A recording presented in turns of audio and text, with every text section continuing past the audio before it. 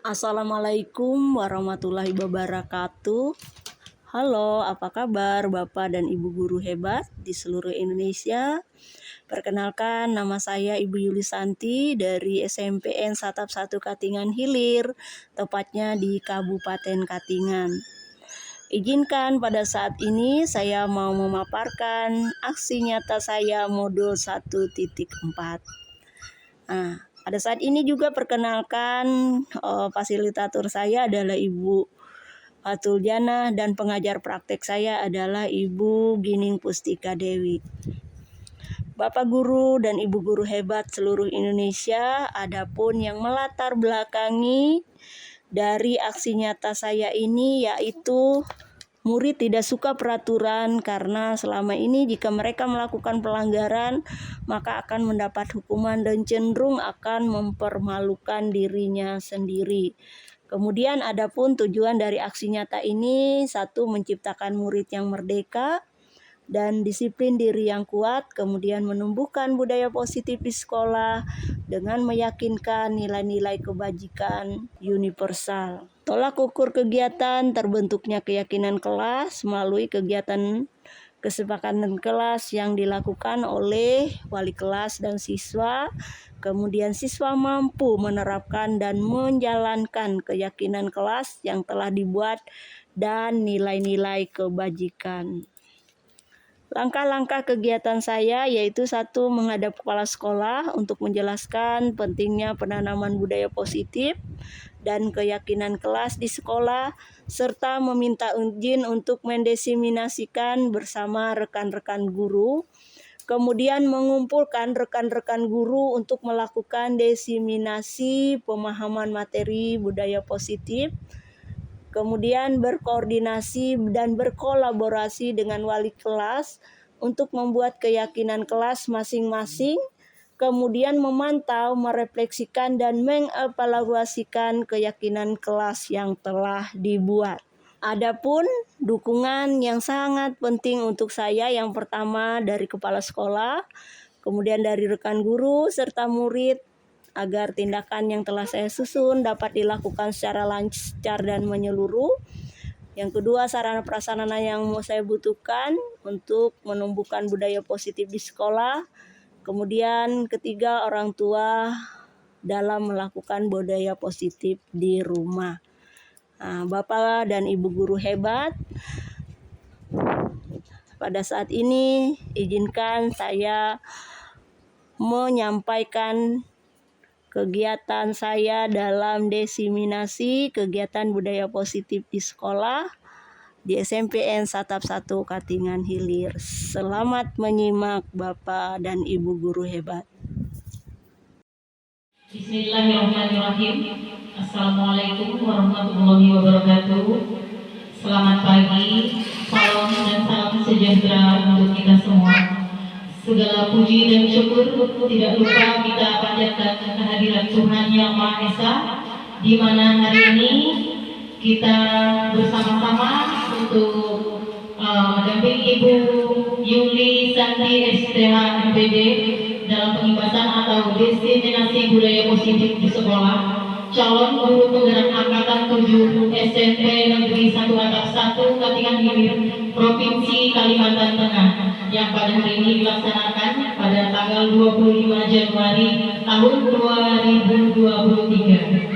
Selanjutnya, marilah Bapak Ibu sekalian kita berdoa menurut agama dan kepercayaan kita masing-masing. Silakan untuk berdoa dalam hati. Berdoa kami persilahkan. Berdoa sebesar. Baiklah, kita mendengar acara yang berikutnya, itu sambutan dari Kepala Sekolah kepada Ibu Marian CPD. Kami persilahkan.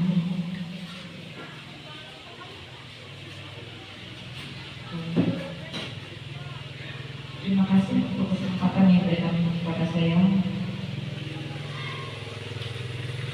pembawa acara. Selamat pagi Bapak Ibu guru yang saya hormati. Yang saya hormati Ibu Yulisanti STH MPD yang pagi ini melaksanakan tugasnya sebagai seorang calon guru penggerak dan melaksanakan diseminasi budaya positif di sekolah. Pertama-tama, puji syukur kehadirat Tuhan Yang Maha Esa karena kita di sini telah dipertemukan dalam keadaan sehat dan diberikan kesehatan oleh Tuhan. Bahkan pada saat ini berbahagia sekali kita boleh menyaksikan diseminasi budaya positif di sekolah yang akan disampaikan oleh Ibu Yulisanti selaku calon guru penggerak angkatan 7 yang di Kabupaten Katingan.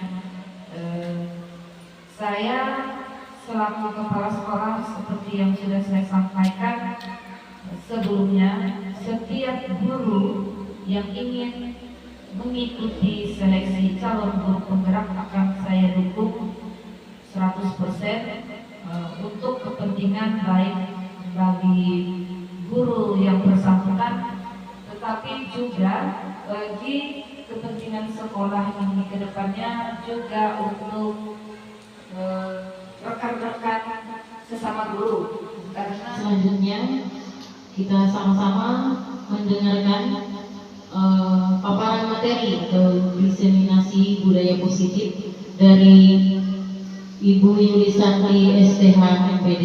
Kepada Ibu kami persilahkan. Ya, terima kasih. Selamat pagi. Terima kasih Bu karena pembawa acara hari ini.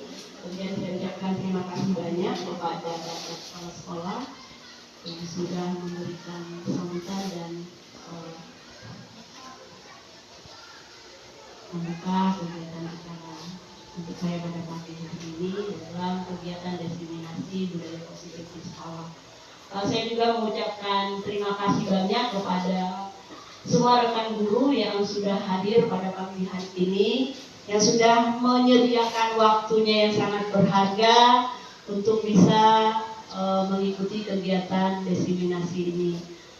Terima kasih banyak, puji syukur kepada Tuhan Yang Maha Esa juga karena kasih dan penyertaannya sehingga kegiatan ini bisa kita laksanakan pada pagi hari ini. Bapak Ibu, saya berdiri di sini bukan karena saya lebih tahu dari Bapak Ibu, dan saya yakin Bapak Ibu lebih banyak tahu dari saya. Tapi berhubung tugas saya sebagai calon guru penggerak angkatan 7 Kabupaten Katingan, di modul 1 saya sudah mengikuti kegiatan ini dari modul 1.1, 1.2, 1.3, dan ini adalah modul yang 1.4 terakhir untuk modul 1. Ada pengimbasan budaya positif. Jadi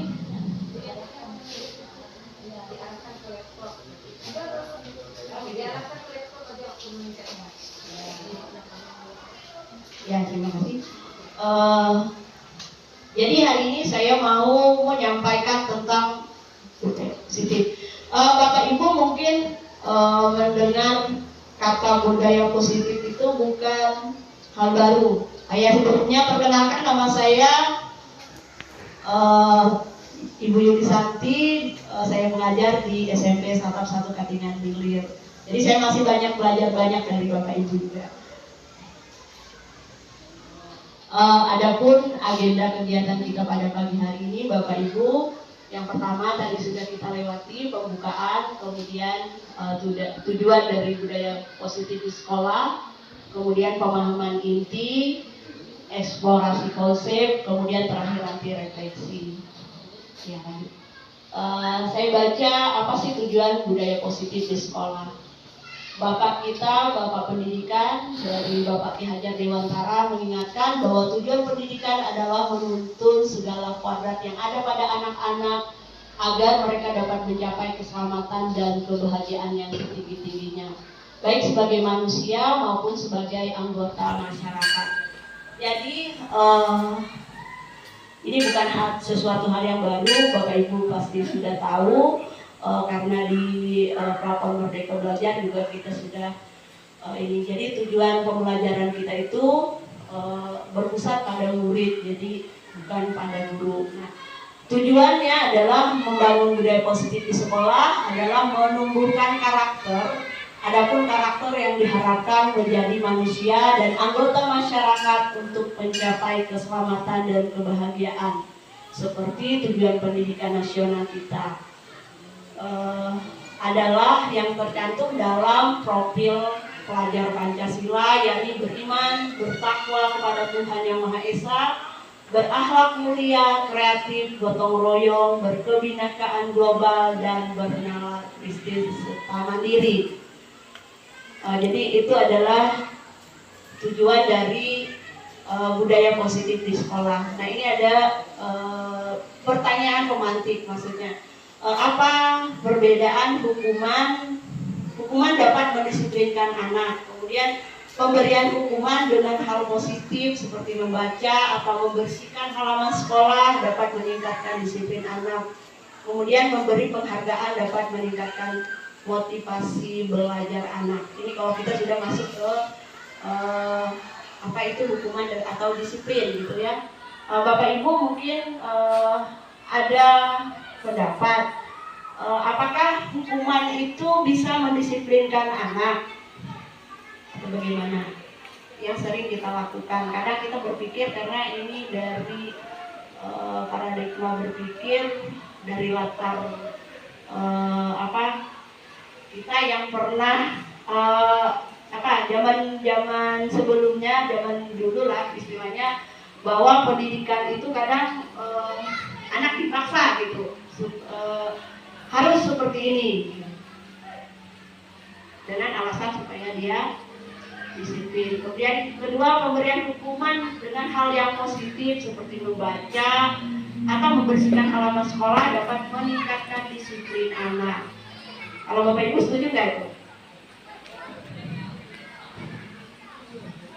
Setuju ya. Kalau yang pertama, hukuman dapat mendisiplinkan anak. Ya, apa itu? Ya, hukuman yang positif. Kemudian memberi hukuman dapat. Kemudian terakhirnya memberi penghargaan dapat meningkatkan motivasi belajar anak. Ya, kita setuju ya. Ya, pasti.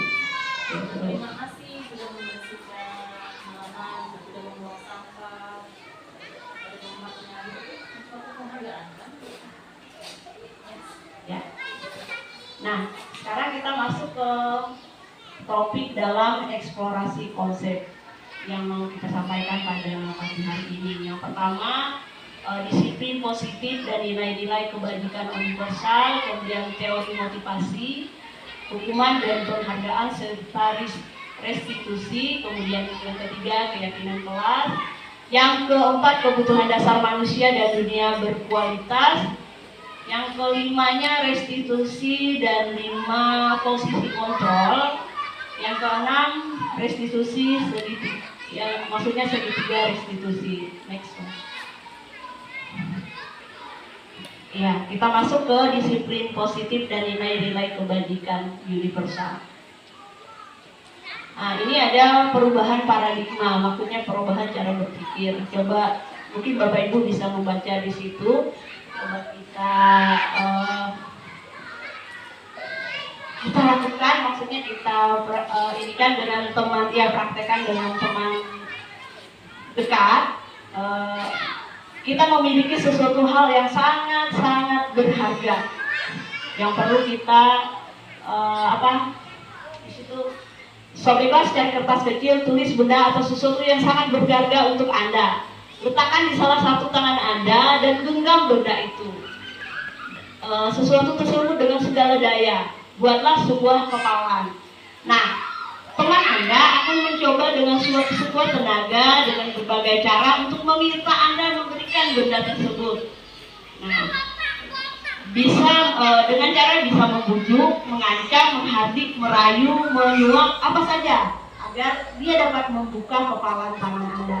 Coba kita sama-sama ya, coba kita praktekkan dengan teman dekatnya.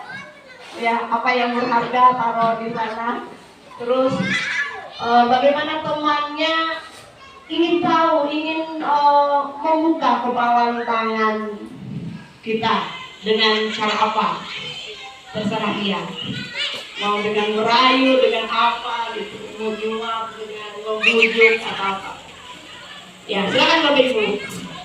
Saya mau mencium. Salah satu. Sudah ya? Ya, terima kasih nih Ibu berdua mempraktekkan.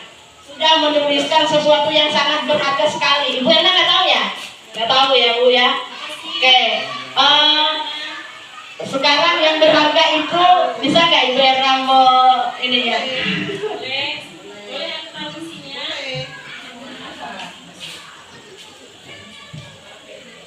Boleh saya tahu isi yang ada di genggaman Buriana?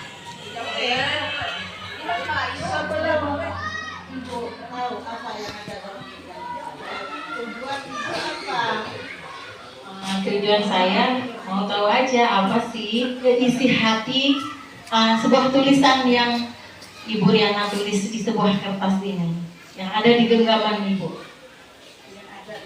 Saya ini adalah sesuatu yang penting sekarang. Oh begitu. Boleh saya menebak-nebak? Boleh, asal itu punya tujuan. Aduh, apa ya? Tapi saya nggak bisa nebak-nebak ini Ibu Riana, apa sih yang ada di genggaman Ibu Riana ini? Karena kalau cincin Ibu Riana ada di jari, gelang ada di pergelangan, jam tangan juga di situ. Terus di sini kan sebuah kertas, tapi isinya saya nggak tahu apa isi yang ada di dalam ini.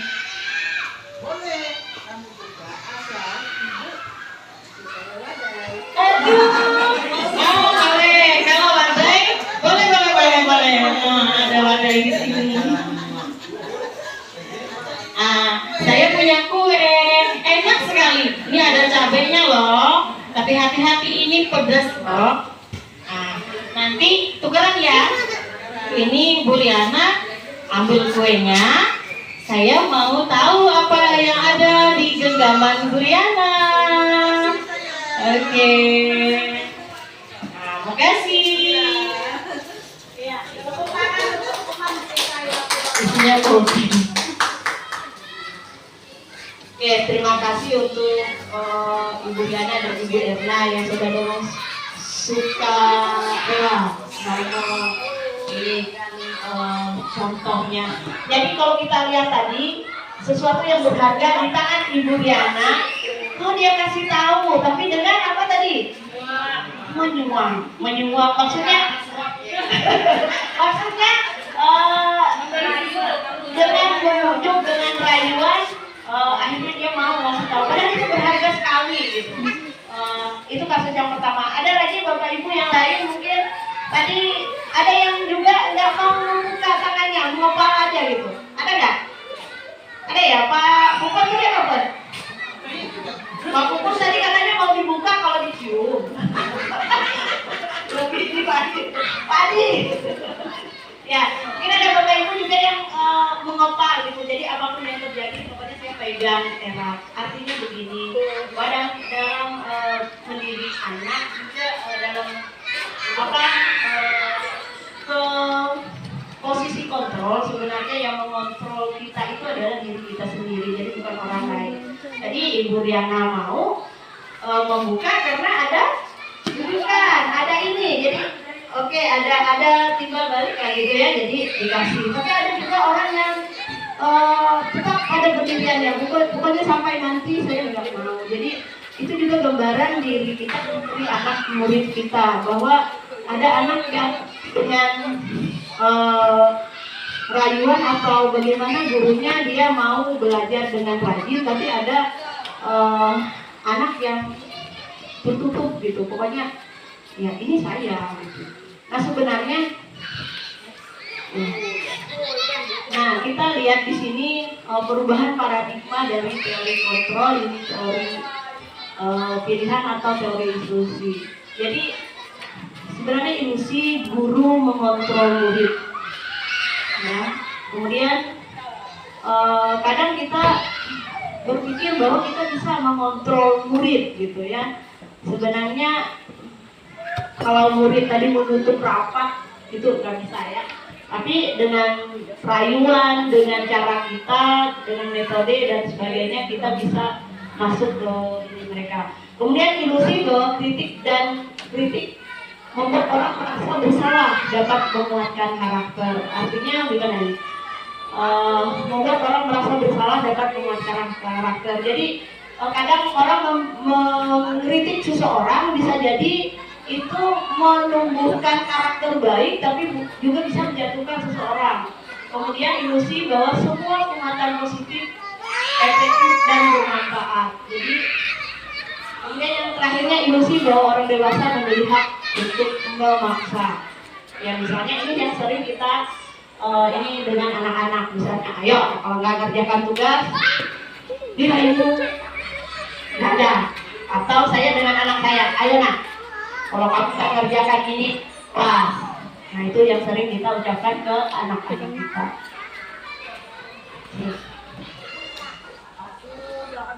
Nah, perubahan paradigma stimulasi respon atau teori kontrol atau teori pilihan yang siapa sesungguhnya yang memiliki kontrol dari ada stimulus responnya, ada teori kontrolnya. Misalnya kita mencoba mengubah orang agar berpandangan sama dengan kita. Nah sebenarnya kita berusaha memahami pandangan orang lain tentang dunia. Itu kalau kemudian perilaku buruk dilihat sebagai suatu kesalahan. Kalau teori kontrolnya semua perilaku memiliki tujuan. Orang lain bisa mengontrol saya. Nah kalau di teori kontrolnya hanya Anda yang bisa mengontrol diri Anda. Kemudian saya bisa mengontrol orang lain, yang sebenarnya Anda tidak bisa mengontrol orang lain.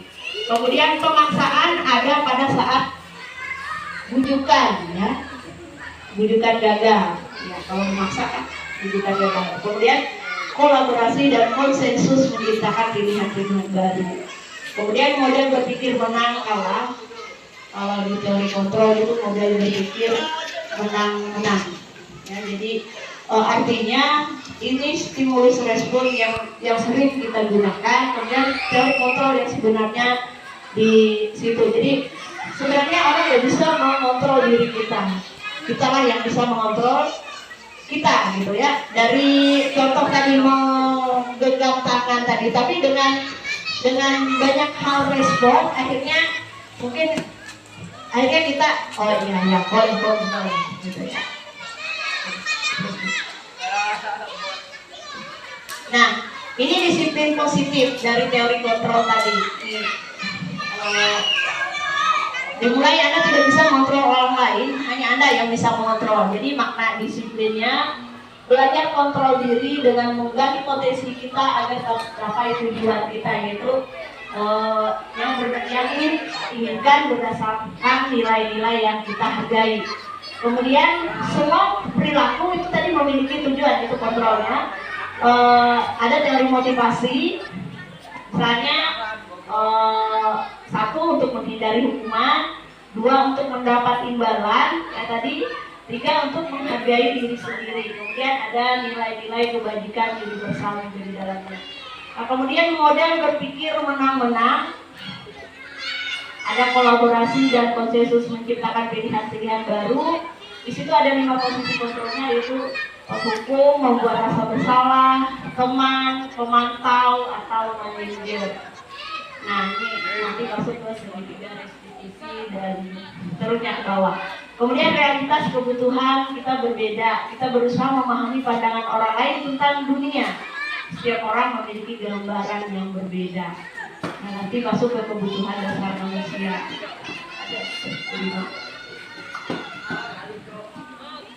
Ya, kita masuk ke makna disiplin. Apa sih disiplin ya? Itu adalah sangat-sangat penting dan selalu kita tanamkan dalam budaya positif kita. Kata disiplin berasal dari bahasa Latin, yaitu disiplina, yang artinya belajar. Gitu. Makna asal dari kata ini berkonotasi dengan disiplin diri dari murid-murid. Ini menurut murid-murid Socrates dan si Plato ya. Disiplin diri membuat orang-orang menggali potensinya menuju sebuah tujuan apa yang dia hargai. Namun dalam budaya kita, makna disiplin telah berubah jadi suatu yang dilakukan seseorang pada orang lain untuk mendapatkan kepatuhan. Kecenderungan umum adalah menghubungkan kata disiplin dengan ketidaknyamanan, bukan dengan apa yang kita hargai atau percayai untuk suatu tujuan mulia. Ya, itu adalah arti dari kata disiplin. Jadi disiplin yang sesungguhnya itu artinya belajar, tapi sering kita pakai dalam kehidupan kita sehari-hari itu kecenderungannya menjadi kata kepatuhan. Jadi kalau tidak patuh, tidak taat, berarti itu bukan disiplin. Nah, itu membuat hal yang tidak nyaman. Misalnya saya datang tidak tepat pukul 7, berarti itu melanggar disiplin. Nah, ini adalah nilai-nilai dari kebajikan universal.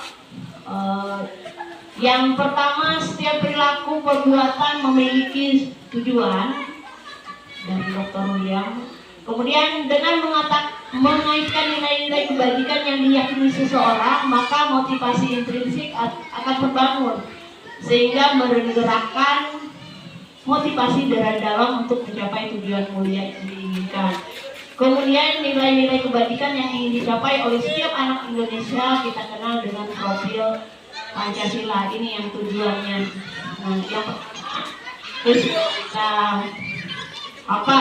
Dan kita tahu semua ya, beriman, bertakwa kepada Tuhan Yang Maha Esa, berakhlak mulia, mandiri, bernalar kritis, berkebutuhan global, berkemitraan global, bergotong royong dan kreatif. Ya, itu yang ingin kita capai dari nilai-nilai kebajikan universal. Oke, Bapak Ibu, kita lanjut ke eksplorasi konsep di 2.2 teori motivasi, hukuman dan penghargaan serta restitusi. Jadi secara satu. Kita masuk ini. Bapak Ibu mungkin menjadi guru ini awalnya bukan sesuatu hal yang dari motivasi eksternal ya. Eksternal atau internal? Ya, bisa jadi ada yang eksternal, ada yang internal. Artinya begini, ya, kita dulu memilih untuk menjadi guru, bisa jadi ada yang karena disuruh orang tua gitu ya, ada nggak? Atau saya memang dari SMA sudah mempersiapkan diri, saya mau jadi guru gitu. Ada nggak yang cita-citanya jadi guru dari awal atau nggak ada? Oh, puasa nggak? Cita-citanya menjadi apa dulu puasa? Oh iya, mau jadi polisi, itu mau polisi. Kepala sekolah mau jadi direktur bang.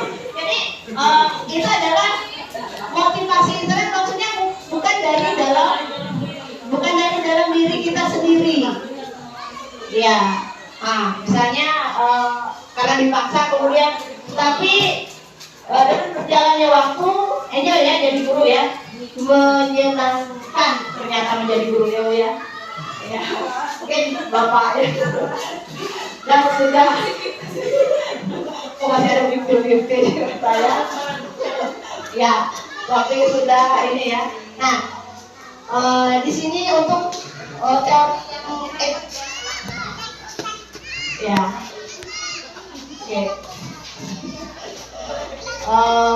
Satu, menghindari ketidaknyamanan atau hukuman. Jadi apa yang akan terjadi apabila dia tidak.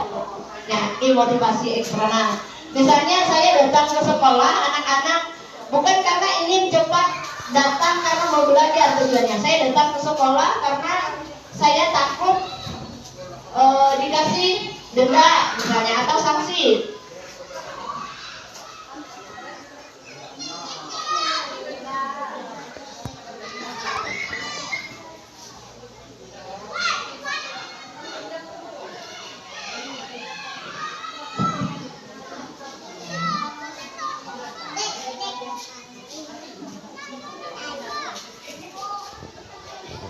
Kemudian yang kedua, untuk mendapatkan imbalan dari orang lain. Nah, dia masih juga eksternal sifatnya. Apa yang akan saya dapat apabila saya melakukannya. Jadi ada ibadah di sana. Kemudian yang terakhir, untuk menghargai diri sendiri. Nah, ini tujuan ini yang sebenarnya ini ditanamkan di setiap pribadi anak dan pribadi kita semua. Saya akan menjadi orang yang seperti apa bila saya melakukannya. Nah, ini sebenarnya tujuan dari disiplin positif. Bapak kita, saya sering menyebutkan bapak kita, Kaki Haja Dewantara mengatakan merdeka itu artinya tidak hanya terlepas dari perintah, akan tetapi juga cakap buat memerintah diri sendiri. Nah, ini memerintah diri sendiri ini yang masih agak susah ya, tapi harus kita belajar supaya bisa memerintah diri sendiri.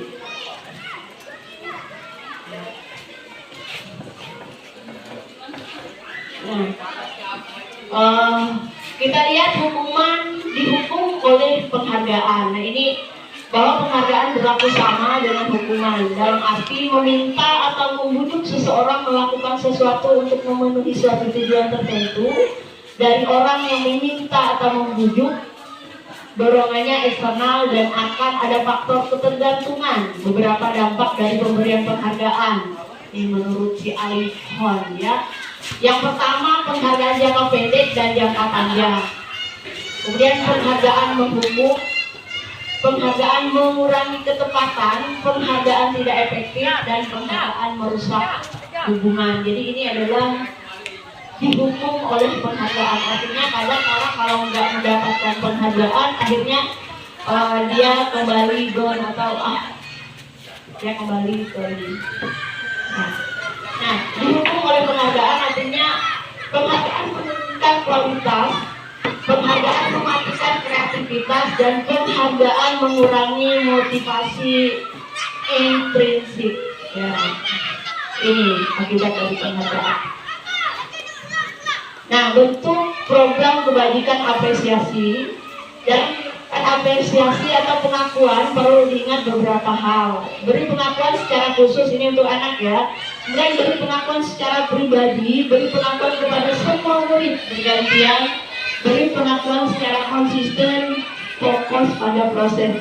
Artinya begini, fokus. Oh ya. Oke. Pengakuan secara khusus artinya misalnya, oh kamu baik, kamu hebat. Nah, contoh pengakuan atau apresiasi kebajikan yang pertama ini kata-katanya misalnya ya, nilai kebajikannya, situasinya misalnya kita ngomong dengan anak, kemarin saya perhatikan kamu datangnya lebih pagi ya, atau kamu datangnya sambil cemberut. Nanti kita seperti melihat apa yang terjadi. Pada saat menolong murid baru di kelas ini, situasi anak menolong siapa gitu, ada murid baru. Kemudian saya menghargai kepedulianmu pada saat kamu membantu teman-temanmu di tugas kelompok. Terima kasih untuk rasa tanggung jawabmu pada saat kamu menutup kertas-kertas yang berserakan di lantai. Jadi ini contoh-contoh kata-kata apresiasi. Nah, tugas perbedaan hukuman dan konsekuensi. Nah, Bapak Ibu mungkin bisa baca di situ. Kalau kita kasih anak-anak tindakan, misalnya kamu mencatat 100 kali di dalam buku kamu karena kamu datangnya terlambat, itu kira-kira hukuman atau konsekuensi Bapak Ibu? Perbedaan hukuman dan konsekuensi. Konsekuensi ya? Oh, konsekuensi. Oke, kita taruh dulu di situ. Kemudian lari mengelilingi lapangan basket 2 kali karena terlambat hadir di sekolah. Masuk hukuman atau konsekuensi? Hukuman ya. Murid diminta untuk push up 15 kali karena tidak menggunakan masker ke sekolah. Hukuman.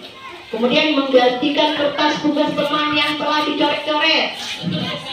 Konsekuensi Kemudian membersihkan tumpahan air di meja tulis karena tersenggol pada saat belajar.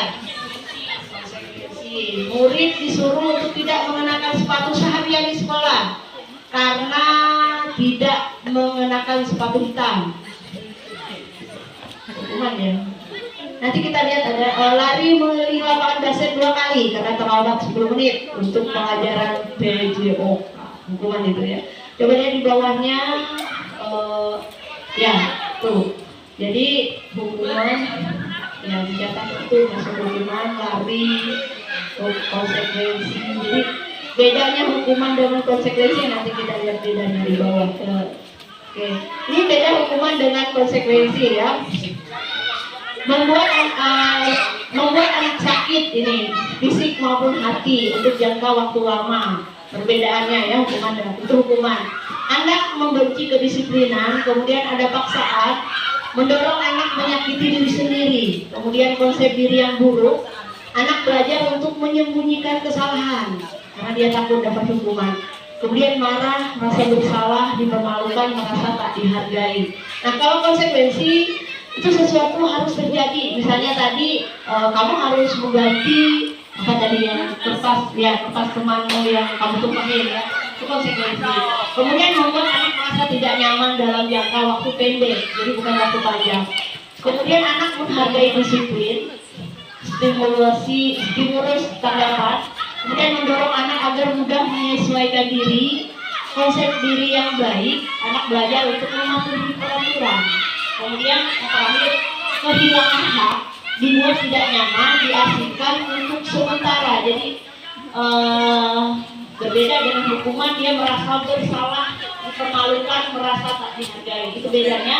Terus next, apa itu restitusi? Nah, ini adalah restitusi adalah proses menciptakan kondisi bagi murid untuk memperbaiki kesalahan mereka sehingga mereka bisa kembali pada kelompok mereka dengan karakter yang lebih kuat.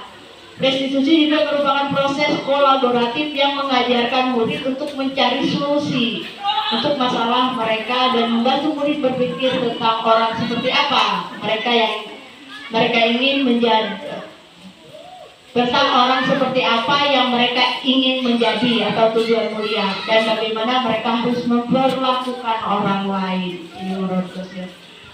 Ini ya, hanya kalau hukuman itu termasuk identitas gagal, kalau konsekuensi dan restitusi itu termasuk identitas sukses atau dalam ini disiplin yang bisa kita baca di sana. Misalnya sesuatu yang menyakitkan harus terjadi, kalau konsekuensi sesuatu harus terjadi, kalau restitusi merupakan pilihan. Bapak Ibu, kadang kita ketemu anak-anak, kadang kita lebih senang mencari masalahnya. Masalahnya apa? Sebenarnya yang dicari itu adalah jalan keluarnya yang terbaik apa. Walaupun kita perlu juga sih tahu kenapa itu terjadi. Tapi yang dikehendaki adalah restitusi. Jadi anak-anak itu dari masalah yang Anda hadapi apa sih? Ya, seperti kemarin saya membuat di anak-anak restitusinya, ada anak-anak yang lambat datang. Kenapa dia lambat datang? Karena tidurnya kemalaman. Kenapa? Karena main game. Kemudian lambat terus lambat bangun katanya. Gak ada yang bangun. Dari restitusinya begini, dari masalah dia lambat bangun itu apa solusinya untuk besok dan seterusnya, dan dia mau belajar supaya besok-besoknya lagi bisa mengatasi masalahnya. Nah itu restitusi. Jadi saya lupa batasnya. Next. Ya. Nah ini 9 ciri-ciri dari restitusi. Bukan untuk menebus kesalahan, namun untuk belajar dari kesalahan. Kemudian memperbaiki hubungan, tawaran bukan paksaan. Kemudian restitusi menuntut untuk melihat ke dalam diri. Restitusi mencari kebutuhan dasar tindakan. Restitusi cara yang paling baik. Restitusi fokus pada karakter bukan tindakan. Restitusi fokus pada solusi. Restitusi mengambil yang berbuat salah pada kelompoknya. Ini adalah ciri dari restitusi, ada 9. Oke, kita masuk ke yang ketiga dari budaya positif, yaitu keyakinan kelas. Ya, Bapak Ibu mungkin di sini Ibu Atas sudah lakukan atau melaksanakan keyakinan kelas. Apa sih gunanya ini untuk kita?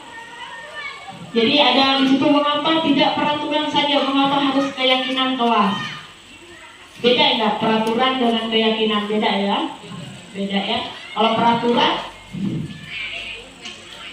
itu seperti guru aja yang membuatnya, jadi nggak ada murid. Kalau keyakinan kelas itu adalah hasil kesepakatan siswa atau murid, maunya seperti apa di kelas itu. Ya biasanya kita laksanakan di awal semester kalau di kelas. Misalnya di sini mengapa kita memiliki peraturan harus menggunakan helm ini ya?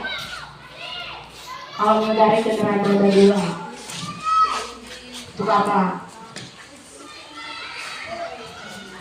Supaya aman ya, yang ini. Kemudian mengapa kita memiliki peraturan 3M, menggunakan masker, mencuci tangan, dan menjaga jarak untuk kesehatan juga gunanya ya. Mengapa kita memiliki peraturan harus datang tepat waktu pada saat mengikuti kelas? Kalau itu ya disiplin. Dan biasanya itu keinginan dari diri sendiri ya. Iya. Oke. Nah, ini adalah apa sih namanya? Ya, apa sih namanya Ibu atau pelajaran matematika? Ya, lingkaran pengaruh atau ini.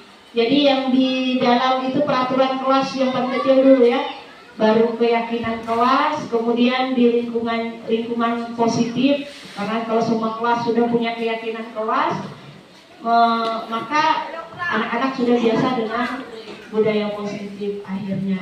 Dan budaya positif itu bukan hanya untuk satu orang, maksudnya hanya satu orang saja, semua.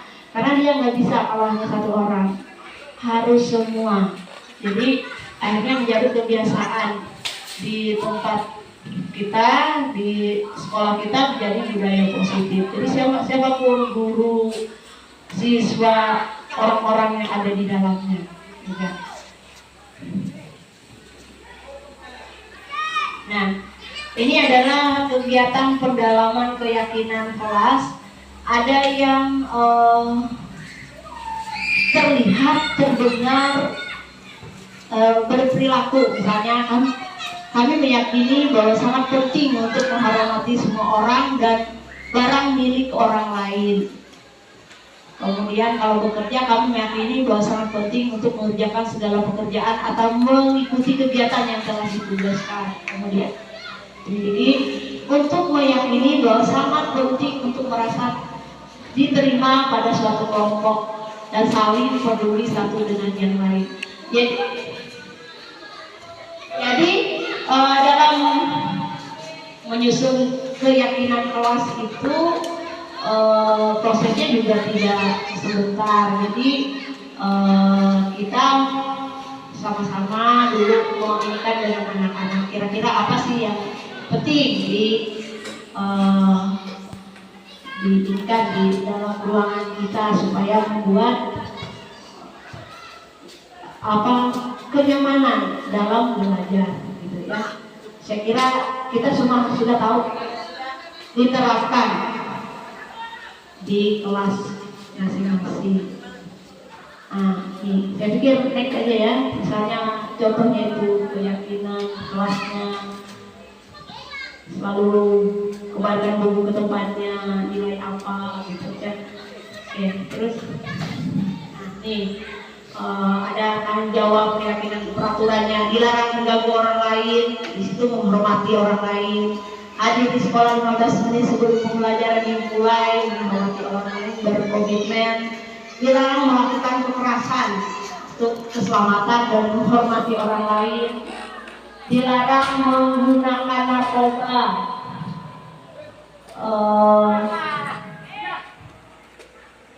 untuk kesehatan bergantian atau menunggu giliran, untuk menghormati orang lain dan bersabar, menggunakan masker, kesehatan dan jangan berlari di kelas atau di koridor, itu keselamatan dan keamanan ya. Nah yang terakhir kebutuhan dasar manusia dan dunia berkualitas. Nah ini kebutuhan kita, ada kebutuhan bertahan hidup, kemudian kasih sayang, kesenangan, kebebasan, dan penguasaan. Jadi hidup kita itu kalau bertahan hidup atau kebutuhan dasar kita tidak terpenuhi, maka akan yang lainnya susah. Makanya kita perlu juga tahu apa sih yang terjadi dengan anak-anak ini. Ada yang butuh kasih sayang, rasa diterima, itu penting. Kemudian kesenangan, penguasaan, kebebasan. Nah sekarang jadi di kebutuhan dasar tadi, maksudnya kita sebagai guru itu juga harus tahu loh anak-anak kita ini dia melakukan atau membuat masalah tertentu itu pasti ada alasannya. Kalau dia lapar mungkin dia minta makanan teman atau mungkin makanan teman, ada yang kasus seperti itu. Oke, ini 5 posisi kontrol. Ini ada motivasi,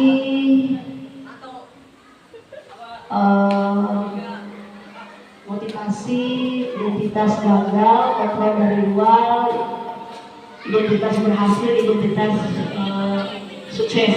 Artinya begini, kita sebagai guru kadang dengan anak-anak itu ada yang posisi kontrolnya cuma menghukum. Kamu ini misalnya, kamu aja terus setiap hari bikin kacau aja. Itu menghukum tapi tidak ada solusinya. Kemudian yang kedua, membuat orang merasa bersalah di situ. Misalnya, kamu seharusnya, kamu sudah tahu ibu lelah sekali, ngapain kamu dibikin ibu stres terus tiap hari, ya itu membuat jadi anak itu merasa oh iya betul ya, jadi rasa bersalahnya itu lama. Nah kemudian ini sebagai teman, ada murid yang atas yang enggak orangnya pendiam, tapi setelah didekati dia mungkin mau ngomong apa sih yang terjadi sebenarnya dengan dirinya, ada masalah apa. Nah jadi membuat alasan-alasan untuk muridnya, kemudian apa, ayo lakukan buat ibu misalnya. Masa kamu tidak mau? Ingat tidak, ibu pernah bantu. Nah tapi ini kerugiannya anak akhirnya menjadi tergantung dengan gurunya. Jadi kalau gurunya cuek nanti itu masalah lagi ya. Kemudian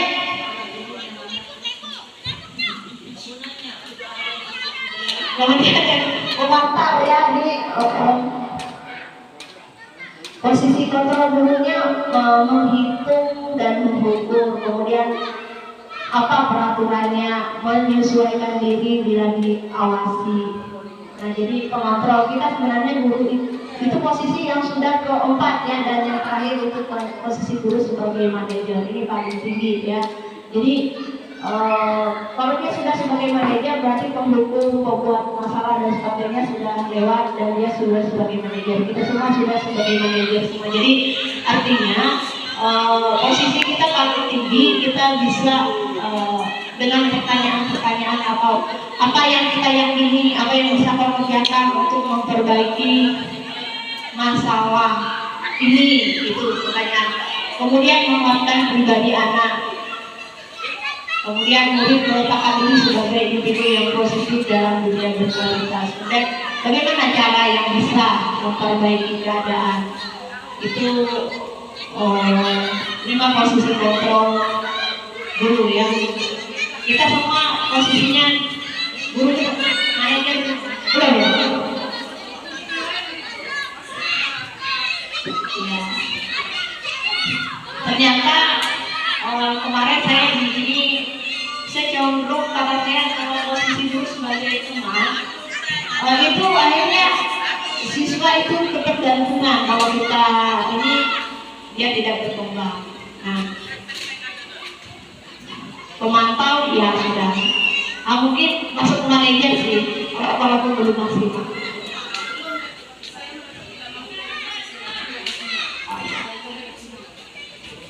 Ya. Tadi kan banyak posisi membuat orang kesalahan, Oh ya. Jadi dari pengamatan Ibu Atta katanya di sini lebih menghukum membuat orang merasa bersalah dan sebagai teman. Nah ini mungkin perlu digali kenapa banyak posisi kontrol itu yang terjadi di sekolah kita. Nanti kita cari tahu. Ya. Oke, terus.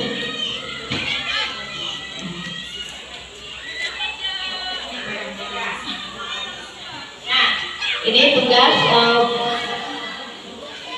Mungkin kita mau mempraktekkan tadi itu posisi mana kita ya. Saya kecewa sekali dengan kamu ini pernyataannya. Posisi apa nih? Nih, kok merasa bersalah ya. Kemudian kamu tidak pernah benar melakukannya, sama ya. Hukum ya. Kemudian ayolah kita demi ibu, ini teman ya. Apakah kamu mau mendapatkan stiker limpahan hari ini? Memantau. Bagaimana kamu bisa menyelesaikan masalah ini? Ini manajer ya. Kamu selalu yang paling terakhir. Ini oke, pemantau. Ini adalah contoh dari 5 posisi tadi.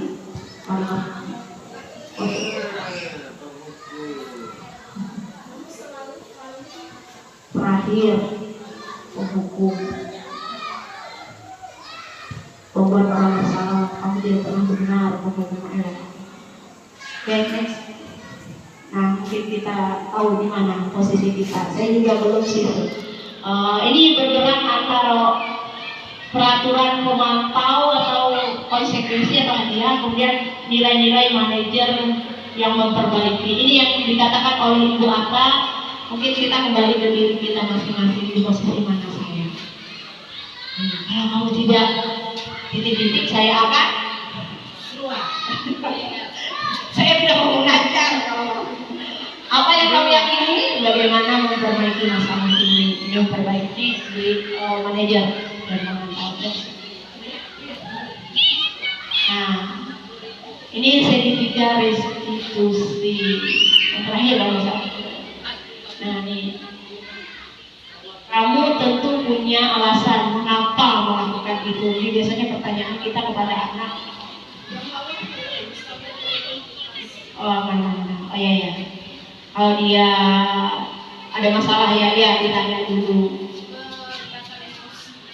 Stabilkan identitas, kemudian validasi kebutuhan, baru menanyakan keyakinan. Ya, itu sertifikat restitusinya. Misalnya anak melakukan lambat, kenapa dia lambat? Oh ada sih kemarin. Nah, kemudian apa keyakinan kelasnya? Misalnya keyakinan kelasnya hadir tepat waktu, berarti dia melanggar keyakinan kelasnya atau kesepakatan kelasnya. Saya kira itu ya.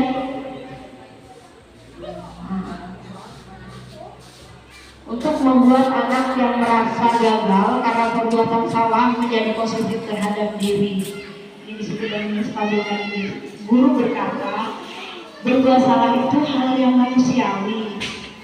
Tidak ada manusia yang sempurna. Bapak Ibu juga berusaha. Kita pasti bisa menyelesaikan permasalahan ini.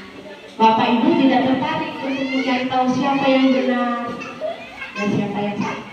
Siapa yang salah, Bapak Ibu lebih tertarik untuk menyelesaikan masalah. Kalau kamu menyalahkan dirimu sendiri terus-menerus, apakah kamu sikap baik pada dirimu sendiri? Ya, jadi sebenarnya intinya ke situ. Jadi jangan ada anak-anak, ada loh anak-anak yang akhirnya karena dia melakukan kesalahan kecil, tapi itu dia pikir mencapai kesalahan yang sangat besar. Nah, kemudian membantu murid mengenal kebutuhan dasar yang ingin dipenuhi ketika melakukan kesalahan. Pada dasarnya setiap tindakan manusia tujuannya adalah memenuhi kebutuhan dasarnya. Ya, ada basic need, apakah itu power, freedom, love and fun dan itu. Ya. Nah, guru berkata, kamu bisa saja kan melakukan hal yang lebih buruk, tapi kamu tidak melakukannya kan? Nah, kamu pasti punya alasan mengapa melakukannya. Apa yang penting bagi kamu? Kamu boleh tetap berusaha menjaga sikap itu, tapi tambahkan sikap yang lain yang baru. Maukah kau belajar cara lain untuk mendapat yang kau butuhkan tanpa harus memukul teman misalnya di sini.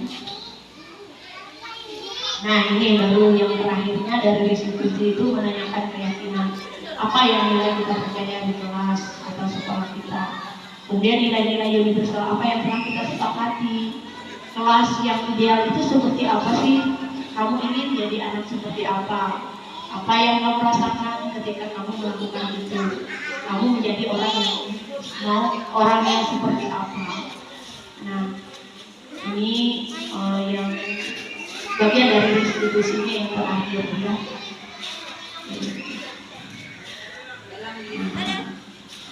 Ini adalah intervensi 30 detik. Intervensi ini bisa membantu murid kembali ke tujuan semula dengan cukup singkat dengan cara kooperatif. Pertanyaan-pertanyaan yang diajukan biasanya ditemukan oleh seorang pemantau atau manajer di posisi kontrolnya si pemantau dan manajer. Apakah kamu ingin berbuat lebih baik? Apakah saat ini kamu sedang menjadi orang yang sedang kamu inginkan? Misalnya dia berkelahi, kan ditanya seperti itu. Apakah kamu bisa mengubah kegiatan perilakumu saat kamu menjadi sikap yang lebih membantu? Apakah wajar membuat kesalahan? Bisakah kita memperbaikinya? Apa yang kamu lakukan saat ini sesuai? Kapan kamu siap untuk mulai? Peraturannya apa? Sepertinya kamu punya masalah. Saya bisa bantu apa? Saat ini kamu seharusnya berbuat apa? Apa yang bisa saya bantu agar kamu bisa melakukannya? Nah, apakah saya bisa bantu kamu agar dapat segera mulai? Jadi ini adalah pertanyaan-pertanyaan yang bisa kita sampaikan ke anak-anak ya, atau kepada siswa yang melakukan hal-hal yang menurut kita melanggar dari keyakinan kelas. Kemudian terakhir ya, refleksi dari kegiatan ini yang saya tulis. Nanti saya minta dengan Bapak Ibu juga menulis, mungkin beda dengan saya di kertas itu gunanya dari sana. Hal baru apa yang berubah paradigma saya yang saya dapatkan, dan perasaan apa yang muncul selama mengikuti sesi ini, khususnya mengenai makna disiplin dan motivasi.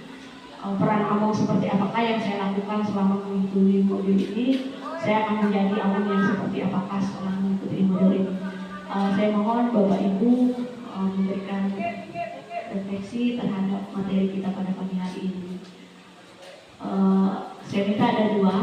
Kemudian yang satunya mungkin masukan untuk saya ke depannya dari cara saya menyampaikan materi dan sebagainya.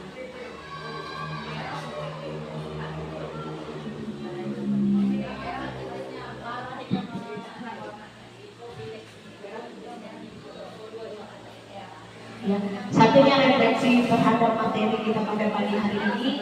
Satunya saya minta masukan untuk saya ke depan supaya lebih baik lagi dan penilaian yang baik. Silakan.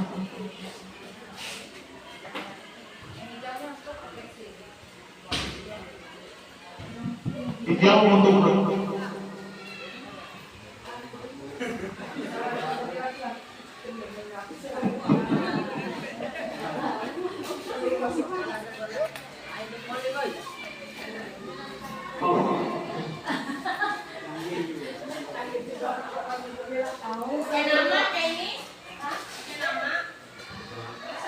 Cek 1 2. Tes. Kalau refleksi mungkin bikin nama, kalau masukan menurut saya tes. Boleh bikin nama, boleh enggak? Tapi kan bisa saya tembak atau bisanya.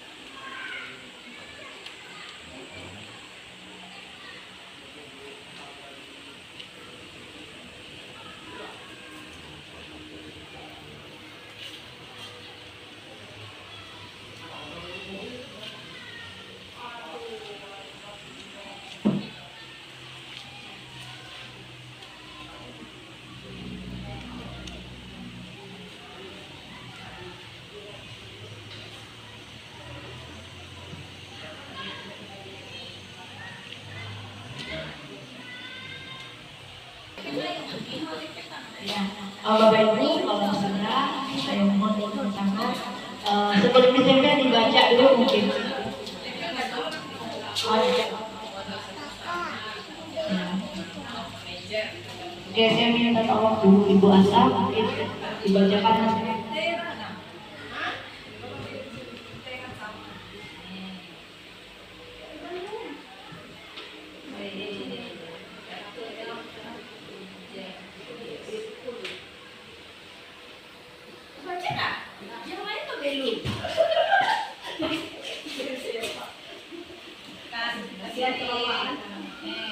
Merah-merah jauh-jauh.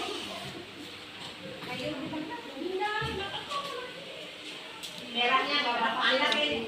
Kita biar selektas. Merahnya saya baca sendiri aja. Baca lagi. Oh salah. Masukkan lagi gue. Yang merah. Coba baca. Salah tulisnya. Nah, masa nggak bisa nakal? Untungnya tuh pada nulis dari atas nih.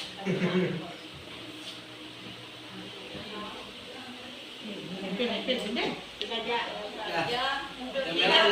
Jadi kayak itu. Tes. Jim ini mana ada itu juga kan? Itu aku menilai kau kan? Tes. Kan aku coba apa kan? Apa suara yang cowok dan jangan warna di kamera apa suara jangan.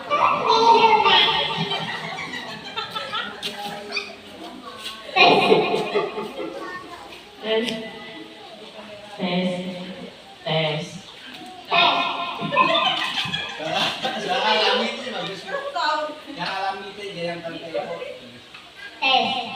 Oh, salah. Kalau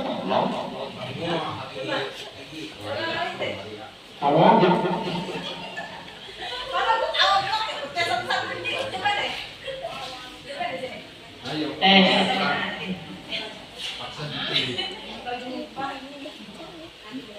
Ayo nah, ini itu.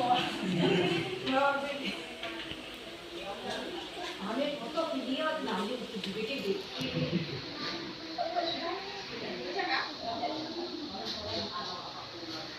Refleksi dari saya untuk yang pertama, hal baru apa yang merubah paradigma saya yang saya dapatkan?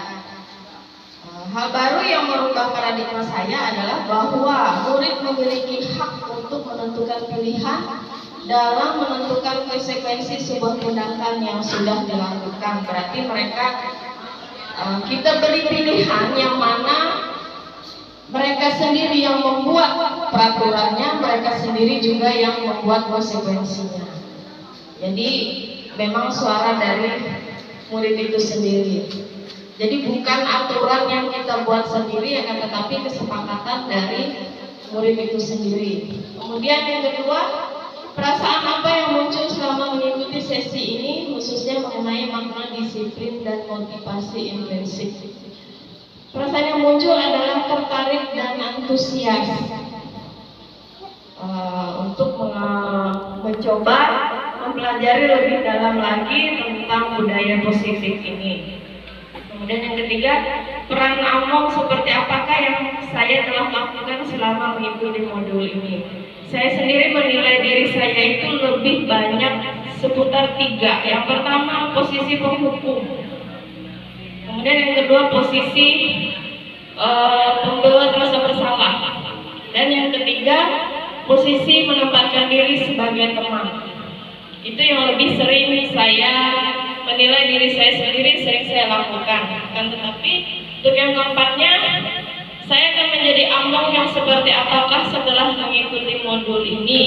Harapan saya, ini harapan itu bisa terwujud, bisa juga tidak.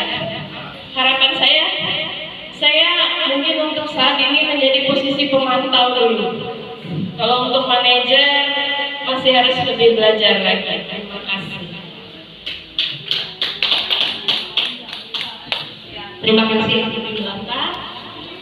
Yang kedua,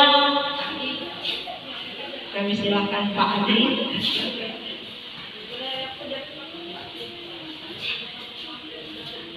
Ya, terima kasih Bu Yuli. Mungkin yang pertama refleksi yang saya dapatkan untuk hal baru apa yang menyebabkan terima. Yang pertama, menyadari diri untuk selama ini lebih baik dalam mendidik siswa, artinya berusaha. Paradigma yang selama ini banyak mungkin kesalahan juga. Setelah mengikuti ini, yang kedua, sadar banyak hal yang salah yang dilakukan selama ini dalam hal juga yang dilakukan untuk mendidik siswa atau murid. Yang ketiga, terkadang peran Among mungkin selama ini merasa paling benar, artinya apa yang sudah dilakukan itu ya pas saja dah. Terkadang ya setelah mengikuti ini, terkadang berperan sebagai teman, terkadang juga sebagai pendukung, terkadang juga ya sebagai tapi pemantau jarak. Yang jelas dua ini yang mungkin yang selama ini yang sering saya lakukan. Ya, artinya sebagai teman dan hukum, terkadang ancaman juga termasuk hukum tadi, artinya entah itu menilai ataupun hal-hal apapun. Yang keempat, ya semua orang ingin yang terbaik. Saya ingin berusaha ya, namanya berusaha manusia, berusaha saya ingin menjadi manajer. Artinya manajer dalam segala hal, mendidik maupun dalam hal diri sendiri. Terima kasih. Itu aja dulu. Ikut gerak. Ya, terima kasih Pak Adi. Oke, ada yang lain mau lagi membacakan? Beres. Orang lagi. Boleh, terima kasih kepada Ibu Yuli. Yang pertama, hal baru yang mengubah paradigma saya yang saya dapatkan ini untuk pembelajaran paradigma yang memastikan praktik pembelajaran berpusat pada murid, yang mana setiap murid itu belajar sesuai dengan kebutuhan dan tahap perkembangannya. Yang kedua, tentang apa yang muncul selama mengikuti sesi ini. Mungkin tadi perasaan yang muncul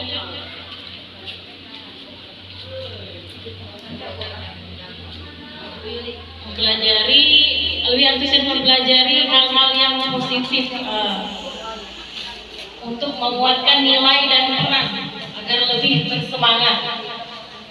Kemudian yang ketiga, peran Among seperti apakah yang telah saya lakukan selama mengikuti modul ini. Yang mungkin tadi saya juga sering melakukan tindakan-tindakan seperti memberi hukuman, dan dari itu kan ada konsekuensinya dari hal-hal yang diperbuat oleh siswa. Kemudian yang keempat, saya akan menjadi Among yang seperti apa.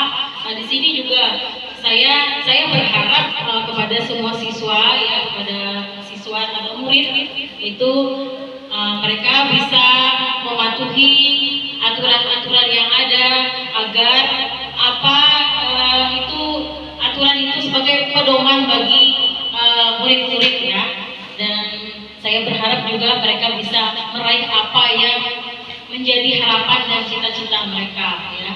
Mungkin itu saja dari saya, sekian dan terima kasih. Terima kasih Bu Erna. Tangan untuk Bu Erna. Itu adalah pendapat Bu Erna. Lagi? Ya. Oke, yang terakhir dari Ibu Palsma. Terima kasih. Ya, refleksi setelah kegiatan diseminasi ini, yang pertama tentu saja kita mendapatkan ilmu yang baru ya, terutama tentang budaya positif. Saya senang sekali, saya bahas yang nomor 2 tadi saya katakan mendapat ilmu yang baru, terus tentu saja senang karena dengan ilmu yang baru itu kita pasti membuka wawasan kita lebih luas tentang pemahaman kita semua, bukan secara saya pribadi tetapi untuk kita semua tentunya. Dan terkait dengan peran Among seperti saya, seperti apa saya selama ini dan seperti apa saya ke depannya, saya menulis di sini. Kenapa saya manajer saya tuliskan? Karena memang dominannya yang saya tuliskan. Karena memang dari dulu saya bukan ingin membanggakan, tetapi entah kenapa semenjak dari dulu apapun itu di mana saya terjun dalam suatu organisasi, ujung-ujungnya itu memang selalu posisinya seperti itu gitu loh. Mungkin karakter ya, karakter itu. Tetapi satu yang saya pelajari, karakter itu bisa dipelajari, bisa diusahakan. Ya, itu beda dengan sifat itu kan mungkin dari lahir ya. Tapi kalau karakter itu bisa dipelajari, bisa diubah dengan kemauan. Nah, dengan kemauan seperti apa? Yaitu tadi dengan adanya budaya positif itu kan banyak sekali ya. Salah satu kan mengenai hal ini. Budaya positif itu banyak bisa dipelajari. Mungkin saja nanti kalau ada CGP baru lagi, ada lagi pembelajaran baru tentang budaya positif yang lainnya. Kesimpulan saya mungkin semua budaya positif yang sudah disampaikan oleh Ibu Yuli Santi pada hari ini luar biasa. Kita semua sudah merefleksi diri kita seperti apa. Kita sebagai seorang pendidik, mungkin saja kita selama ini kurang sedikit pemahamannya. Mungkin kita lebih sering menghukum karena kesalahan, tetapi kita sekarang lebih menghukum karena disiplin untuk menegakkan karakter anak tersebut. Jadi banyak sekali yang bisa dipelajari pada hari ini. Terima kasih kepada Ibu Yuli Santi yang sudah melaksanakan inseminasi kepada rekan-rekan guru semuanya. Kita beri aplaus dulu kepada Ibu Yuli Santi. Ya, demikian yang bisa saya sampaikan. Kembalikan kepada Ibu. Oke, terima kasih. Itu adalah kesimpulan dari refleksi kita pada siang hari ini tentang budaya positif. Jadi intinya bahwa budaya positif mari kita laksanakan di sekolah kita, dan saya pikir sudah kita laksanakan. Misalnya pagi-pagi kita sudah 3S, senyum, salam, sapa, kemudian berdoa, menyanyi Indonesia Raya dan banyak hal yang sudah kita lakukan dalam kegiatan sekolah kita, literasi, apalagi ekstrakurikuler, apalagi kegiatan-kegiatan sebenarnya sudah kita laksanakan di sekolah kita. Nah, demikian kegiatan kita pada siang hari ini.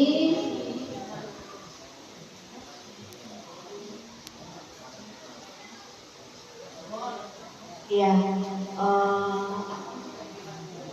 jadi sudah berakhir. Saya ucapkan banyak terima kasih kepada ibu kepala sekolah, kepada semua rekan guru yang sudah menyediakan waktunya untuk kegiatan diseminasi saya pada pagi hari ini. Dan saya mohon maaf atas kekurangan saya baik dalam ucapan maupun perilaku saya. Terima kasih banyak, dan saya akhiri kegiatan kita pada pagi hari ini dengan ucapan syukur karena Bapak Ibu sudah bersedia duduk untuk mengikuti kegiatan ini. Terima kasih. Selamat pagi.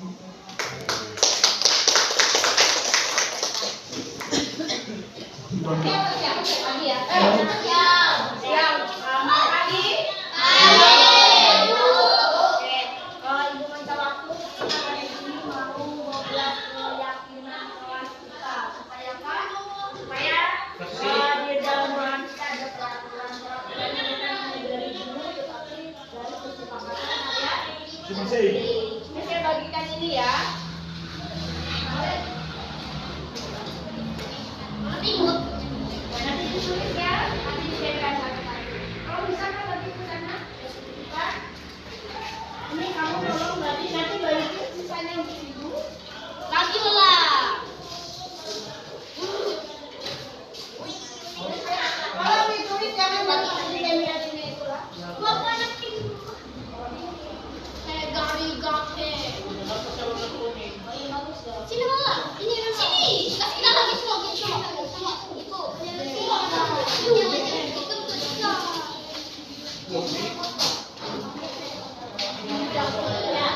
Sekarang silakan Anda tulis sesuai dengan menurut Anda apa sih yang penting yang menjadi aturan di dalam regulasi.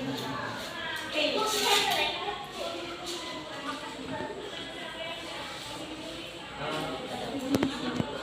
Ya.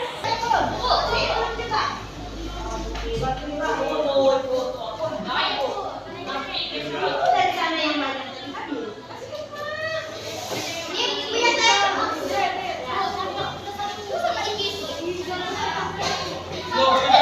Apa yang mau kalian buat di dalam ruangan ini supaya belajarnya lebih tertib? Disebut dengan keyakinan misalnya boleh duduk di kursi orang lain, gitu ya misalnya.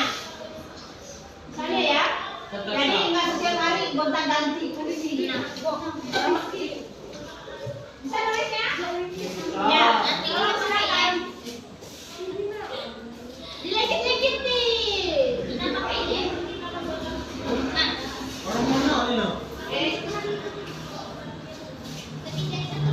Boleh. Satu boleh.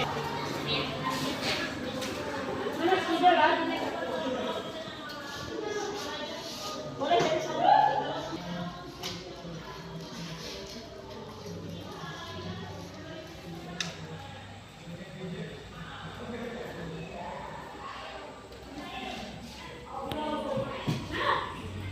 Ya, ada yang sudah?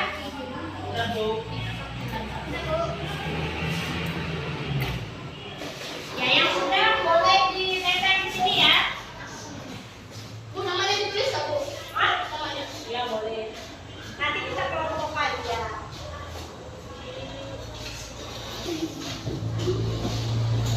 Ya. Nur Halibah. Ya.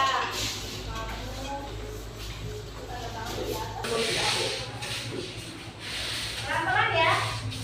Kembali ke sana. Bukan sampai. Udah tempo. Tapi nggak melenceng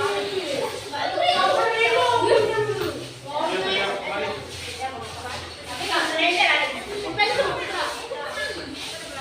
Dari depan boleh ya. Tidak boleh menyebut nama bapak. Oi, pada tiga.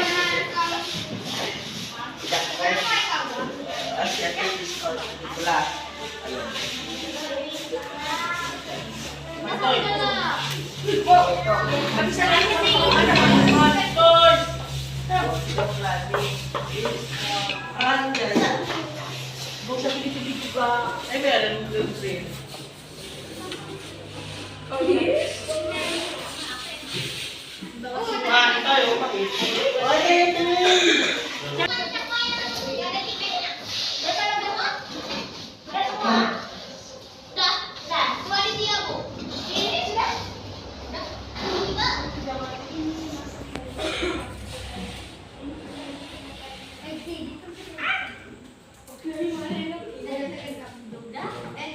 Coba kau bagi aku deh. Terus apa namanya?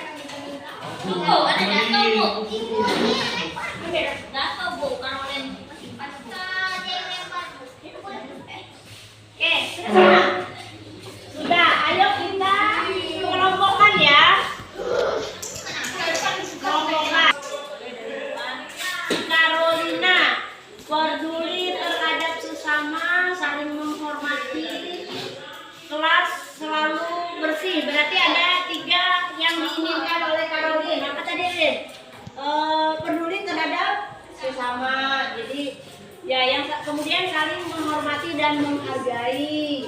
Kemudian bersih ya. Punya si ini menjaga kebersihan kelas sama nih, kita kelompokkan. Boleh ditulis di sini. Di belakangnya mana ya? Ribut, apalagi saat ada teman yang sedang menghisap. Nah, ini berarti jangan ribut. Apalagi tidak boleh ribut juga. Tidak boleh berkata kasar. Apalagi ini tidak boleh menghina nama orang tua dan tertib dalam berpakaian. Berarti di sini kita ambil kesimpulan apa? Saling menghormati.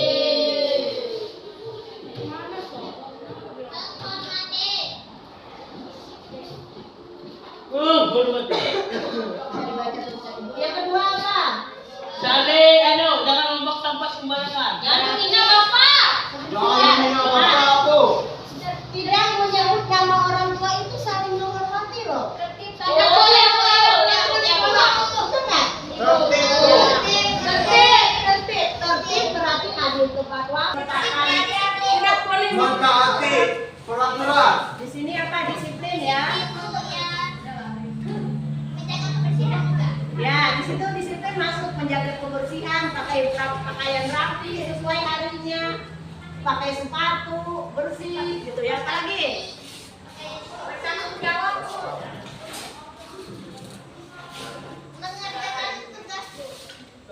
Tidak boleh membawa HP dan tidak boleh melanggar peraturan. Sudah masuk ke disiplin. Tidak boleh ribut, tidak boleh berkata kasar. Ini apa nih? Tidak boleh berisik ketika belajar. Apa lagi? Disiplin, kemudian menjaga kebersihan masuk ya, atau menjaga kebersihan kelasnya. Kalau bersih enak nggak? Enggak. Hah? Kalau bersih? Kemudian apa lagi ini? Saling menghormati, kelas selalu dibersihkan, gitu ya. Tidak boleh ribut, tidak boleh mengganggu saat belajar. Ini siapa nih? Tidak boleh mengganggu teman saat belajar, tidak boleh melempar teman, tidak boleh berisik. Nah, apalagi? Ini saya belum dibaca, Bu.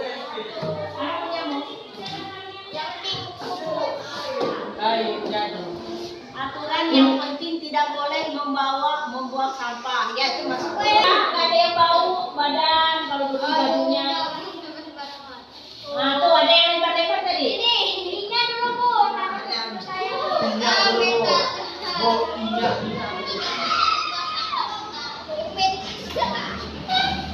Tidak boleh lagi.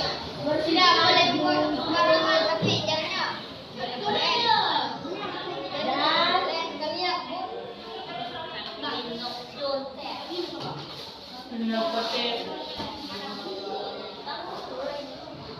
Kemudian apa lagi yang lainnya? Tidak mengejek teman itu juga masuk saling menghormati.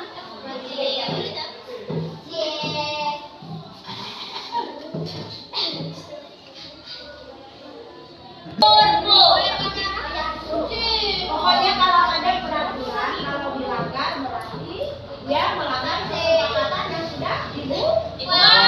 Kesepakatan itu untuk apa? Untuk taati. Tidak boleh berpacaran di dalam kelas. Emang ada? Ada. Berarti kalian dari ruangan ini bukan orang dari luar. Pokok lo. Membuat kesepakatan ini biar kita sama-sama melaksanakan